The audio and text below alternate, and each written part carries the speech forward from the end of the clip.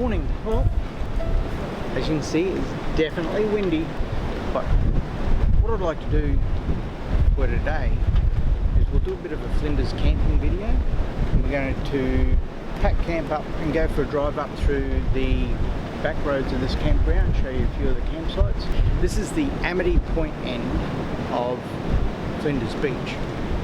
So we've come up the 11th cutting, which is where we're camping, but instead of going into camp, we're driving through our camp, and we can go right or left here. So I'll go left first, and there's campsites just the other side of us, as you can see, and those campsites run both sides of us now all the way up. So you can actually get down past that little water hole, I think, by coming down the back of the camps and going in and cutting a little bit further down.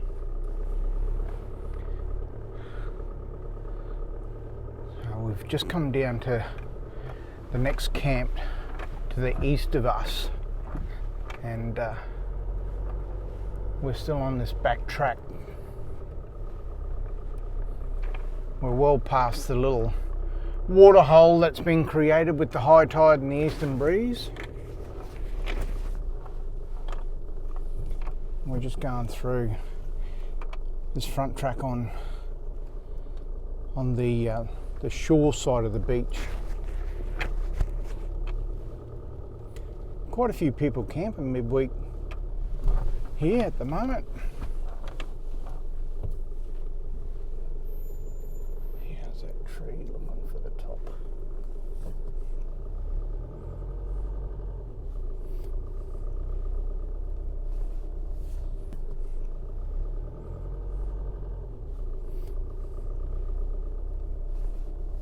So we haven't been down these tracks before.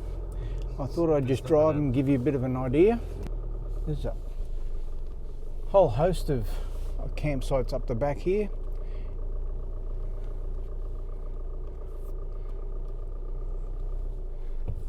The old D-Max doesn't struggle with the sand, but height-wise I'm 1.30 m.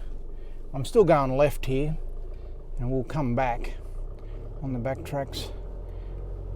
We're 2.30 meters, and some of these trees are quite low, so I'm just worried when I pass them about rubbing.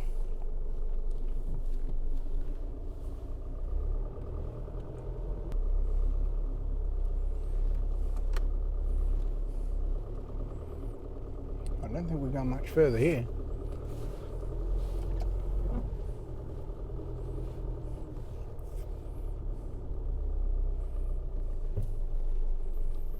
With all the rain we've had tonight, we're on this back track and we've come across a creek. Well, it's more a puddle than a creek. It doesn't really go anywhere, but we're not sure how deep it is and we're not sure how soft it is, so Phil's going to get out and just walk it and make sure that we don't get stuck. And it's only about shin deep and it's quite hard sand, so it won't be an issue. We'll head on through, and it's also fresh water, not salt water, but it is sandy.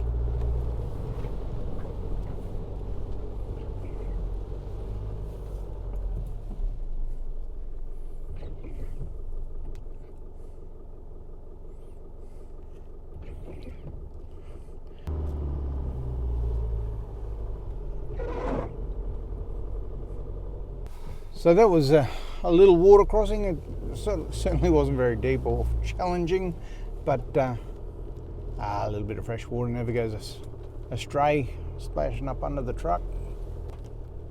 The track's in very good condition. It's quite firm. There are quite a lot of tracks actually, but most of the tracks just lead back to the beach or into other campsites. So we've come to the end of the track, the inland track, through all the campsites to the eastern side of track 11 where we're camped. That's that. I'll just go back to our campsite and go right.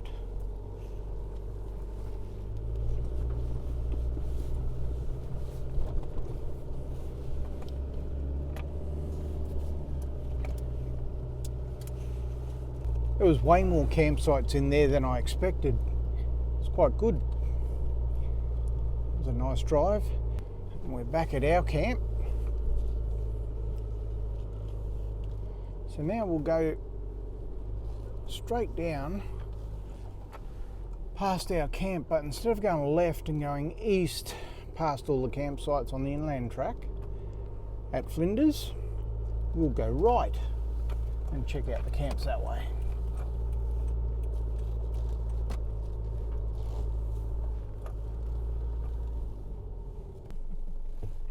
So some of the campsites here are massive. If you've got a party of 6, 7, 8 vehicles, you won't have any trouble finding a decent campsite that'll accommodate everybody. We've got campsites both to the left and right of us through here. You're close enough to the beach that you can still hear the waves and see the beach, but you're far enough away and protected enough that even in really, really atrocious wind, you wouldn't have too many issues here. I'd say at the moment probably a good 50% of the campsites are taken with people camping, which is good to see given that we're outside school holidays and we're midweek. There's a lot of people here. I can see how this would get really soft in the in weather without the rain. Even now we've had rain for the last pretty much 2 days. Not a lot, but enough to make everything wet and damp, and there's still a bit of thick soft sand about. We leave tomorrow morning, Friday morning, so we've had a full 4 nights here, and even though we've had a few dramas, we lost the tyre, unfortunately, a brand new tyre, and we've had 2 days of rain. We've still had a pretty good time.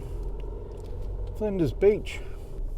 Let me know what your thoughts are about the barge fees. You come in peak times around that Friday, Saturday, Sunday, Monday area, and you're really paying top dollar to get over on the barge. But you come midweek and there's few and far between, and it's less than half the price. So it's certainly got to be worth considering when you come over here to camp and checking out the prices midweek. This track to the west, heading back toward Amity, seems to go forever. And we have run out of campsites. I haven't seen a campsite now for a little while. So I'm guessing we can drive straight through to Amity from here, and we'll give it a shot. We've made sure that we didn't come in and drive up to camp on the high tide, because it was just too dangerous and too likely that we'll get bogged. But what we found is that backtrack comes out at Amity Point. We could have actually just driven down here in along the bitumen and driven the backtrack all the way to camp. It comes out on Sovereign Road. So you can avoid driving on the beach altogether if you're staying at all of the campsites, actually, from track 9 right through. You've got a backtrack that goes all the way down to Camp 9. It's a little bit skinny and it is a little bit soft, but it's certainly not as soft as the top part of the beach at high tide. Well, I hope you got something out of this video. Thank you very much for watching. Hit the like button, give me a thumbs up. If you haven't already, subscribe to the channel for more videos, and I'll catch you on the next one. Take care.